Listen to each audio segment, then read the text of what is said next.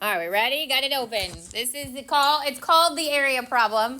It covers a couple of topics, but it ends with something called the area problem, which is like area under a curve, which leads you basically into calc. So like if you are taking Miss Ferrier in AP Calc next year, she will start this way. And if you are taking Calc Honors, you will also start with the limits, which we talked about, and then eventually get into something called the area under the curve. So this is not only for now, but this is for the beginning of you for next year. God bless you. Thank you. This is the part that I'm going to leave for, like, this is going to be Miss Ferrier's problem. I'm going to leave this for her. This is basically taking those two concepts and combining them together. You can use your summation formulas to, because if you think about what's happening every time we find the little rectangle, we're taking the same x value, right? So that part can be your constant. And we are inputting the smallest value up to the biggest value. And we're adding them all together. So you're basically making a summation statement, but with what we're doing, okay? And there's a way to use these rules to do it, but we're not. We're just going to continue to do the estimates as though we're doing them. But what happens if the rectangles are not drawn, okay? So if a rectangle is not drawn, like it says here, it says find the area of the region bounded by the graph of f of x equals x squared, the x-axis between 0 and 1. So I know my cutoff points are 0 and 1, the x-axis and that curve, okay? So I want to draw, and the more rectangles you draw, the better the approximation is, okay? We're going to do just a loose approximation, and we're going to talk about an overestimate and underestimate. So if it's an underestimate, then I would come across, I would make my rectangles underneath, which is really difficult to do on the 0 to 1, or this is to 1, right? So it's a 0 to 1. Yeah. So this would be 1/2. So that kind of rectangle would go up and over like that. And that would be an underestimate, okay? And there actually wouldn't be one for this first little section. An overestimate is going to go outside. So if I was doing it from 0, I'd go up and over. So I'm going to go up here, and that's 1. And then I'm going to go up here, and it would go up to here. So my overestimate is the one that the rectangles obviously extend outside of it, and my underestimate is the one that's gonna go under it. These are going to produce exactly that. If I go outside, then the area is actually going to be more than my curve would be, and if I stay inside, it's going to be less than what my curve should be. Okay.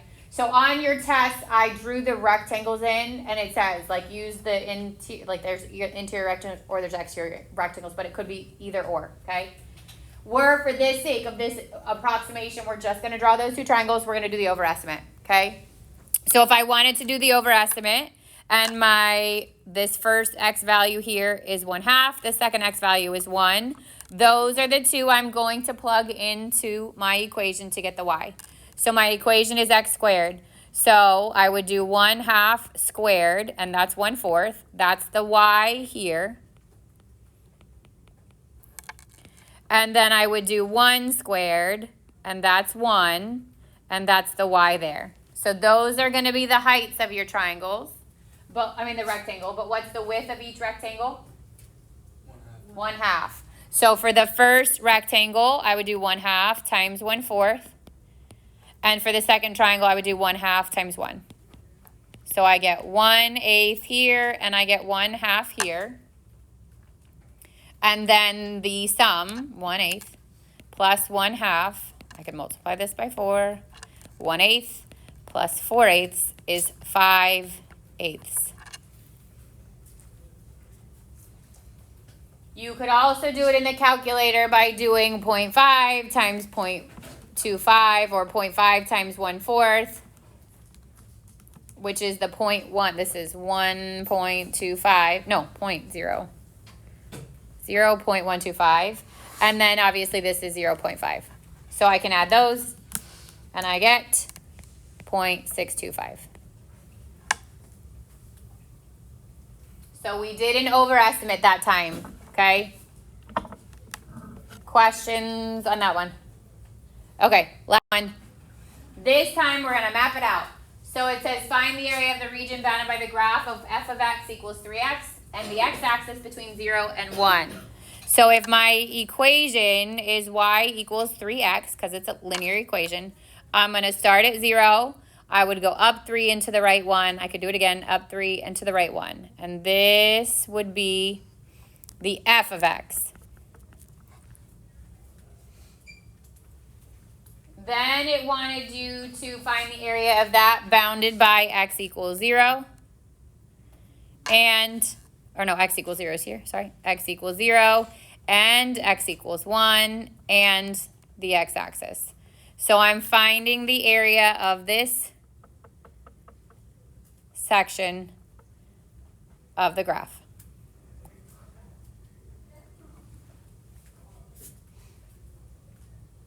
You with me so far? I could actually split this up into a square and a rectangle. I mean a square and a triangle, and I can add those two together. But for the practice of this equation or this process, we're going to take this little segment and we're going to split it into 2 approximate rectangles.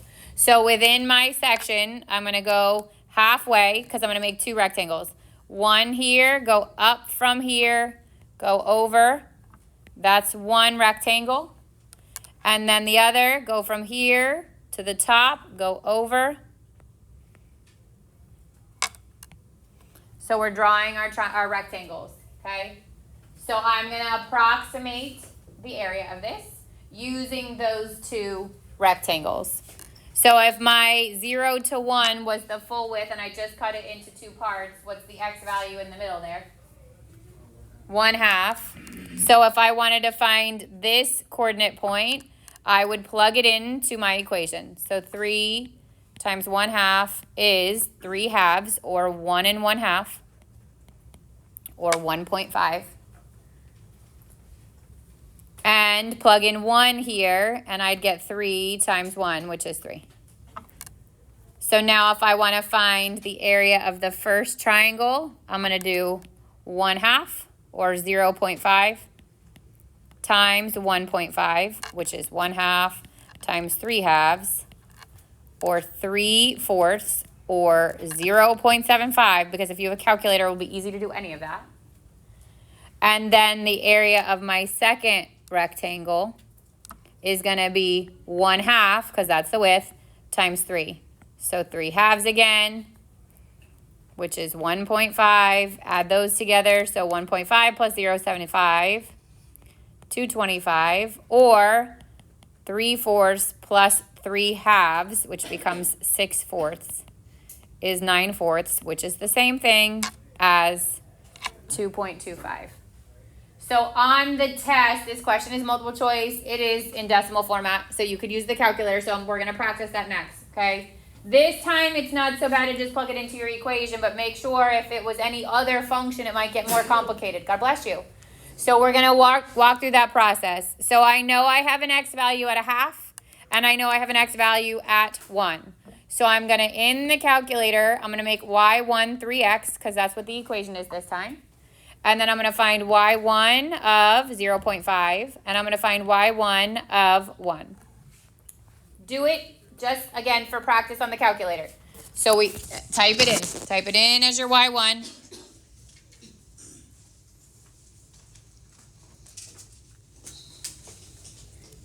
So I go to my y1. I'm going to type in 3x. I'm going to hit enter. I go back to the main screen. And I'm going to go alpha, trace, y1, and I'm putting in 0.5, and I get 1.5, which is what you get when you plug it in. And then I'm going to do y1 of 1, and I get 3. Those are your heights.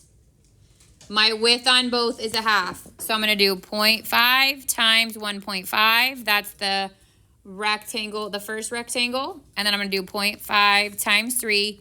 That's the second rectangle. Add those two together, and I get the approximate area, which is 2.25.